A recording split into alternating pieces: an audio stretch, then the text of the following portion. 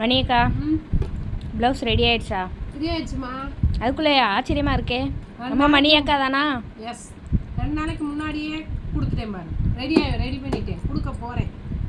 Open பண்ணுங்க பார்ப்போம். நீட்டாக போச்சு. எப்படி இருக்கு? நீ கேட்ட மாதிரியே இருக்கா டிசைன்லாம்? வேற லெவலில் தைச்சிருக்கீங்களே. அக்காவுக்கு என்ன, தங்கச்சிமார்களை நல்ல சந்தோஷமாக தச்சு கொடுக்குறது தானே அக்காவோட வேலையே. எப்படி இருக்கு? சூப்பராக இருக்கு. பிடிச்சிருக்காத்தா உனக்கு? ரொம்ப பிடிச்சிருக்கு. எப்படி இருக்கு? நல்லா இருக்கு. நீ கேட்ட மாதிரியே இருக்கா? நான் அனுப்புன மாதிரியே கரெக்டாக இருக்கு எல்லாம். ஓகே, தங்க பிள்ளைகளுக்கு நல்ல மன நிறைவாக தச்சு கொடுத்துருக்கு. சரியா? இன்னும் பல வேலை கிடக்கு. சரி, நீ கேட்ட ஊருக்கு போகணும்னு வேற சொன்னியா? ஆமாம். அதனால எல்லா வேலையும் பின்னாடி போட்டுவிட்டு என் வேலையை முன்னாடி வச்சுட்டீங்களா? ஆமாம் ஆமாம், அப்படிதான். அழகா இருக்கு. ஆனால் எனக்கே ரொம்ப பிடிச்சிருக்கு இந்த இது. என் மகளுக்கு இந்த மாதிரி தான் தைக்கணும். இந்தாம்மா,